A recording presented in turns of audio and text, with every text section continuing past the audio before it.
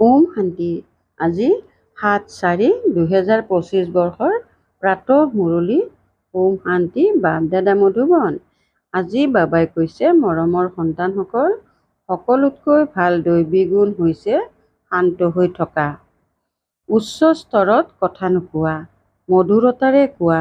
তোমালোক সন্তানসকল এতিয়া বাণীৰ জগতৰ পৰা ছায়াছবিৰ জগতলৈ, ছায়াছবিৰ জগতৰ পৰা শান্তিৰ জগতলৈ যোৱা। সেইবাবে অধিক বাণীত নাহিবা। প্ৰশ্ন: কোনটো মুখ্য ধাৰণাৰ আধাৰত সকলো দৈৱী গুণ স্বতঃ আহি যাব? উত্তৰ: মুখ্য হৈছে পবিত্ৰতাৰ ধাৰণা। দেৱতাসকল পবিত্ৰ, সেয়েহে তেওঁলোকৰ দৈৱী গুণ আছে। এইখন জগতত কাৰো দৈৱী গুণ থাকিব নোৱাৰে। ৰাৱণ ৰাজ্যত দৈৱী গুণ ক'ৰ পৰা আহিব? তোমালোক সম্ভ্ৰান্ত সন্তানসকলে এতিয়া দৈৱী গুণ ধাৰণ কৰি আছা। গীত: ভোলানাথতকৈ অন্যান্য। ওম শান্তি। এতিয়া সন্তানসকলে বুজি পায় যে যি নষ্ট হৈ গৈছে সেয়া গঢ়ি তোলোতা এজনেই। ভক্তিমাৰ্গত অনেকৰ ওচৰলৈ যায়, কিমান তীৰ্থযাত্ৰা আদি কৰে। নষ্ট হৈ যোৱাজনক গঢ়ি তোলোতা, পতিতসকলক পাৱন কৰি তোলোতাটো এজনেই সদ্গতিদাতা, মাৰ্গদৰ্শক, মুক্তিদাতাও সেই এজনেই। এতিয়া গায়ন আছে, কিন্তু অনেক মনুষ্য অনেক ধৰ্ম, মঠ, পন্থ, শাস্ত্ৰ হোৱাৰ কাৰণে অনেক ৰাস্তা বিচাৰি থাকে। সুখ আৰু শান্তিৰ কাৰণে সৎসংগবোৰলৈ নাযায় জানো? যিসকল নাযায় তেওঁলোক মায়াবী আনন্দতেই মচগুল হৈ থাকে। এইটো তোমালোক সন্তানসকলে জানা যে এতিয়া কলিযুগৰ অন্তৰ সময়। মনুষ্যই এইটো নাজানে যে সত্যযুগ কেতিয়া হয়। এতিয়া কি? এয়াতো কোনো শিশুৱে বুজিব পাৰে। নতুন সৃষ্টিত সুখ, পুৰণি সৃষ্টিত নিশ্চয় দুখ হয়। এই পুৰণি সৃষ্টিত অনেক মনুষ্য আছে, অনেক ধৰ্ম আছে। তোমালোকে যিকোনো লোককে বুজাব পাৰা, এয়া হ'ল কলিযুগ, সত্যযুগ অতীত হৈ গ'ল। তাত এটাই আদি সনাতন দেৱী-দেৱতাৰ ধৰ্ম আছিল, অন্য কোনো ধৰ্ম নাছিল। বাবাই বহুতবাৰ বুজাইছে, তথাপিও বুজায়, যিসকল আহে তেওঁলোকক নতুন সৃষ্টি আৰু পুৰণি সৃষ্টিৰ পাৰ্থক্য দেখুৱাব লাগে। লাগিলে তেওঁলোকে যিয়েই নকওক, কোনোবাই 10,000 বছৰ আয়ুস বুলি কয়, কোনোবাই 30,000 বছৰ আয়ুস বুলি কয়। অনেক মত নাই জানো? এতিয়া তেওঁলোকৰ ওচৰত শাস্ত্ৰৰ মতহে আছে। অনেক শাস্ত্ৰ, অনেক মত। মনুষ্যৰ মত হয় নহয়। শাস্ত্ৰও মনুষ্যই নিলিখে জানো? দেৱতাসকলে কোনো শাস্ত্ৰ নিলিখে। সত্যযুগত দেৱী-দেৱতা ধৰ্ম থাকে। তেওঁলোকক মনুষ্য বুলিও ক'ব নোৱাৰি। গতিকে যেতিয়া কোনো মিত্ৰ সম্বন্ধীয় আদি লগ পোৱা যায়, তেতিয়া তেওঁলোকক এয়া শুনাব লাগে। বিচাৰ কৰিবলগীয়া কথা। নতুন সৃষ্টিত কিমান কম মনুষ্য থাকে, পুৰণি সৃষ্টিত কিমান বৃদ্ধি হয়। সত্যযুগত মাত্ৰ এটাই দেৱতা ধৰ্ম আছিল, মনুষ্যও কম আছিল।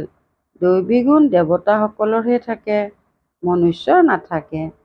সেই কাৰণেতো মনুষ্য গৈ দেৱতাসকলৰ আগত নমস্কাৰ জনায় নহয়। দেৱতাসকলৰ মহিমা গায়। এইটো জানে যে তেওঁলোক স্বৰ্গবাসী, আমি নৰকবাসী, কলিযুগবাসী। মনুষ্যৰ দৈৱী গুণ থাকিব নোৱাৰে।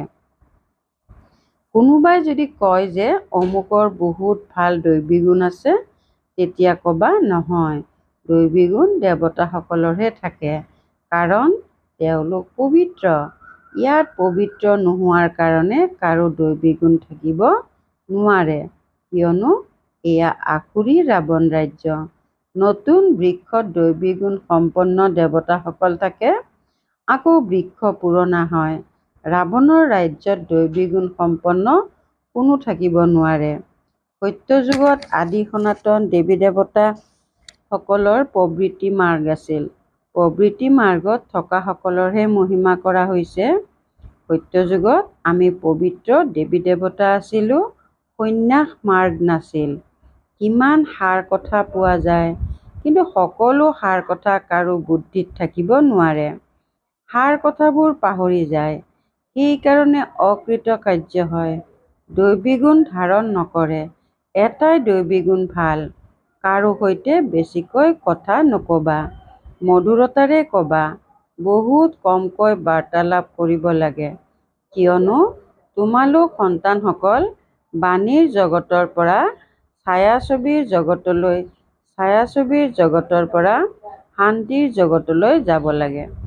গতিকে বাৰ্তালাপ বহুত কমকৈ কৰিব লাগে। যিসকলে বহুত কম আৰু ধৈৰ্য সহকাৰে বাৰ্তালাপ কৰে, তেতিয়া ভাবে যে এওঁ অভিজাত ঘৰৰ, মুখেৰে সদায় ৰত্ন বা জ্ঞান অৰ্থাৎ জ্ঞান উচ্চাৰিত হৈ থাকিব লাগে। সন্ন্যাসী বা যিয়েই নহওক, তেওঁলোকক নতুন আৰু পুৰণি সৃষ্টিৰ পাৰ্থক্য বুজাব লাগে। সত্যযুগত দৈবী গুণ সম্পন্ন দেৱতাসকল আছিল, সেয়া প্ৰবৃত্তি মাৰ্গ আছিল। তোমালোক সন্ন্যাসীসকলৰ ধৰ্মই বেলেগ, তথাপিও এইটোতো বুজি পোৱা নহয় যে নতুন সৃষ্টি সতোপ্ৰধান, এতিয়া তমোপ্ৰধান। আত্মা তমোপ্ৰধান হ'লে শৰীৰো তমোপ্ৰধান পায়। এতিয়া হয়েই পতিত সৃষ্টি, সকলোকে পতিত বুলি কোৱা হ'ব। সেইখন হ'ল পাৱন সতোপ্ৰধান সৃষ্টি। সেইখন নতুন সৃষ্টিয়েই এতিয়া পুৰণি হয়। এই সময়ত সকলো মনুষ্য আত্মাই নাস্তিক, সেইকাৰণে হুলস্থুল হয়।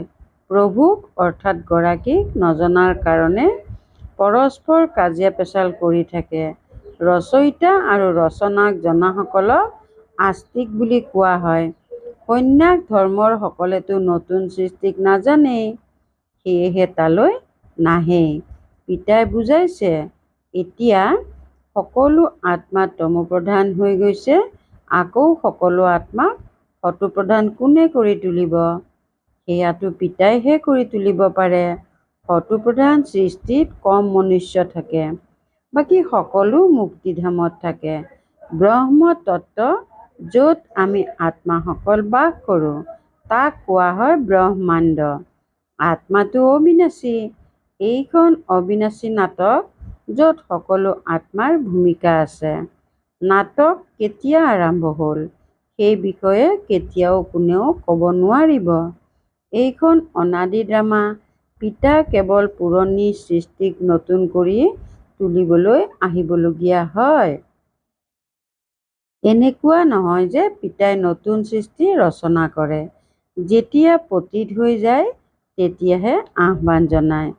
সত্যযুগত কোনেও আহ্বান নজনায়। হয়েই পাৱন সৃষ্টি। ৰাৱণে পতিত কৰি দিয়ে, পৰমপিতা পৰমাত্মা আহি পাৱন কৰি তোলে। আধা আধা বুলি নিশ্চয় কোৱা হ'ব। ব্ৰহ্মাৰ দিন আৰু ব্ৰহ্মাৰ ৰাতি আধা আধা হয়। জ্ঞানৰ দ্বাৰা দিন হয়, তাত অজ্ঞানতা নাথাকে। ভক্তিমাৰ্গক অন্ধকাৰ মাৰ্গ বুলি কোৱা হয়। দেৱতাসকল পুনৰ্জন্ম লৈ লৈ পুনৰ অন্ধকাৰত আহে, সেইবাবে শ্ৰীৰ চিত্ৰত দেখুওৱা হৈছে মনুষ্য কেনেকৈ সতো ৰজো তমো আহে। এতিয়া সকলোৰে শোচনীয় অৱস্থা। পিতা আহে স্থানান্তৰ কৰিবলৈ, অৰ্থাৎ মনুষ্যক দেৱতা কৰি তুলিবলৈ। যেতিয়া দেৱতাসকল আছিল, তেতিয়া আসুৰী গুণধাৰী মনুষ্যসকল নাছিল। এতিয়া এই আসুৰী গুণধাৰীসকলক পুনৰ দৈবী গুণধাৰী কোনে কৰি তুলিব? এতিয়াতো অনেক ধৰ্ম, অনেক মনুষ্য কাজিয়া পেচাল কৰি থাকে। সত্যযুগত এটাই ধৰ্ম, গতিকে দুখৰ কোনো কথা নাই। শাস্ত্ৰততো বহুত সাধুকথা আছে, যিবোৰ জন্ম জন্মান্তৰ পঢ়ি আহিছে। পিতাই কয়, এই সকলোবোৰ ভক্তিমাৰ্গৰ শাস্ত্ৰ, তাৰ দ্বাৰা মোক পাব নোৱাৰে। মইতো স্বয়ং এবাৰেই আহি সকলোৰে সদ্গতি কৰিব লাগে। এনেয়ে কোনেও উভতি যাব নোৱাৰে। বহুত ধৈৰ্য সহকাৰে বহি বুজাব লাগে। হুলস্থুলো যাতে নহয়, তেওঁলোকৰ নিজৰ অহংকাৰটো থাকেই নহয়। সাধু সন্তসকলৰ লগত অনুগামীও থাকে। তৎক্ষণাৎ কৈ দিব এওঁৰো ব্ৰহ্মা কুমাৰীসকলৰ যাদু লাগিছে। যিসকল হিয়ান মনুষ্য হ'ব তেওঁলোকে ক'ব এয়া বিচাৰযোগ্য কথা।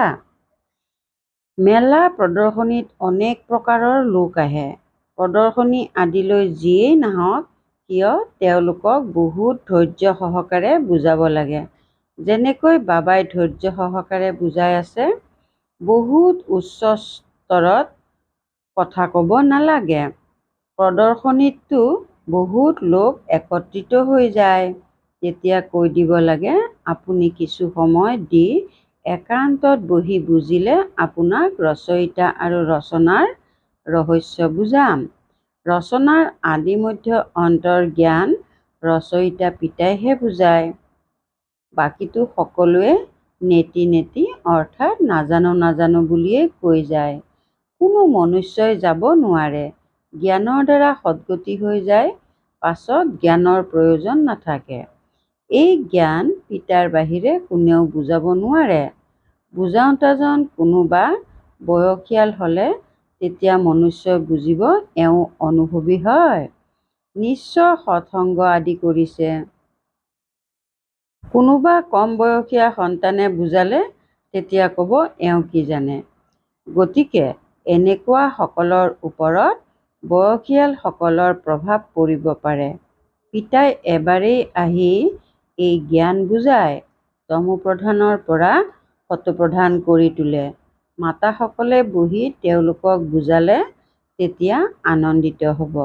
কোৱা জ্ঞানসাগৰ পিতাই জ্ঞানৰ কলহ আমাক মাতাসকলক দিছে, যি আমি আকৌ অন্যকো দিওঁ।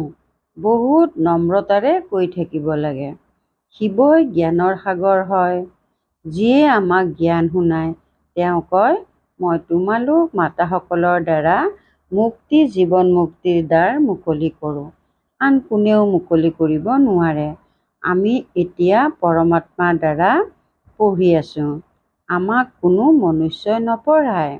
জ্ঞানৰ সাগৰ এজনেই পৰম পিতা পৰমাত্মা। তেওঁলোক সকলো ভক্তিৰ সাগৰ। ভক্তিৰ হৰ্তা কৰ্তা জ্ঞানৰ নহয়। জ্ঞানৰ হৰ্তা কৰ্তা একমাত্ৰ মইহে। মহিমাও এজনৰেই কৰে। তেওঁৱেই উচ্চতকৈ উচ্চ। আমি তেওঁকেই মানো। তেওঁ আমাক ব্ৰহ্মাৰ শৰীৰৰ দ্বাৰা পঢ়ায়। সেয়েহে ব্ৰহ্মা কুমাৰ কুমাৰী বুলি গায়ন কৰা হৈছে। এনেকৈ বহুত মধুৰতাৰে বহি বুজোৱা। লাগিলে যিমানেই লিখা পঢ়া কৰা নহওক অনেকে প্ৰশ্ন সোধে। পোনপ্ৰথমতেতো পিতাৰ প্ৰতিহে নিশ্চয়তা আনিব লাগে। প্ৰথমে তোমালোকে এইটো বুজি লোৱা ৰচয়িতা পিতা হয় নে নহয়। সকলোৰে ৰচয়িতা এজনেই শিৱ বাবা। তেওঁৱেই জ্ঞানৰ সাগৰ, পিতা, শিক্ষক, সদ্গুৰু হয়। প্ৰথমে বুদ্ধিত এইটো নিশ্চয়তা জন্মক যে ৰচয়িতা পিতাইহে ৰচনাৰ আদি মধ্য অন্তৰ জ্ঞান দিয়ে। তেওঁৱেই আমাক বুজায়। তেওঁতো নিশ্চয় সত্য কথাই বুজাব। তাৰ পাছত আৰু কোনো প্ৰশ্ন উত্থাপন হ'ব নোৱাৰে। পিতা আহেই সংগম যুগত। কেৱল কয় মোক স্মৰণ কৰা তেতিয়া পাপ ভস্ম হৈ যাব। মোৰ কামেই হৈছে পতিতক পাৱন কৰি তোলা। এতিয়া তমোপ্ৰধান সৃষ্টি।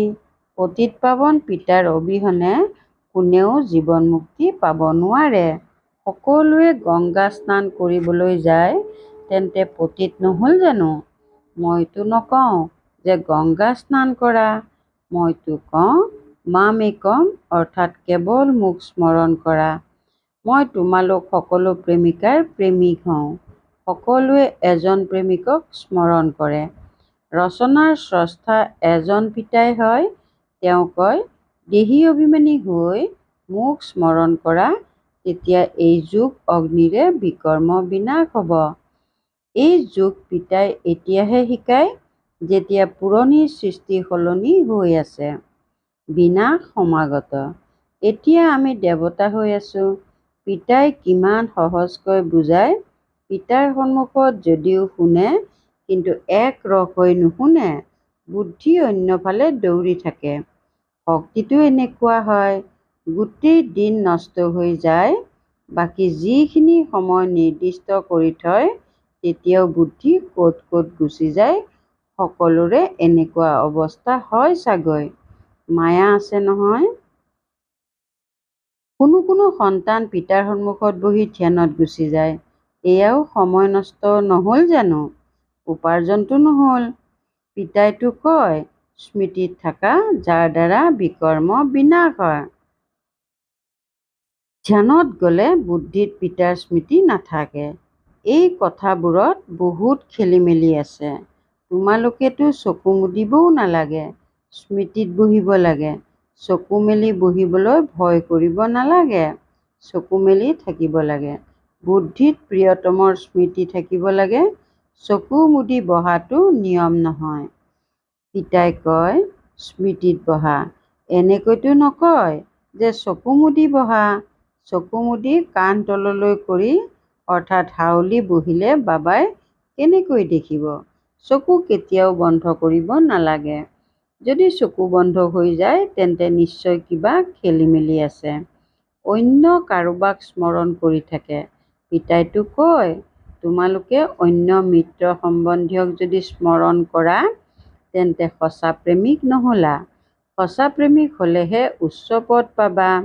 সকলো পৰিশ্ৰম স্মৃতিত থকাৰ ক্ষেত্ৰতেই। দেহ অভিমানত আহিলে পিতাক পাহৰি যায়। তেতিয়া ঠেকা খুন্দা খাই থাকে। আৰু বহুত মধুৰো হোৱা উচিত। বাতাবৰণো মধুৰ হোৱা উচিত। কোনো আৱাজ যাতে নহয়। কোনোবা আহিলে তেতিয়া যাতে দেখা পায় কিমান মধুৰতাৰে কথা কয়। বহুত শান্ত হোৱা উচিত। কোনো কাজিয়া পেচাল কৰিব নালাগে। নহ'লে পিতা, শিক্ষক, গুৰু তিনিওজনৰে নিন্দা কৰা হ'ব। তেন্তে সন্তানে আকৌ পদো বহুত কম পাব।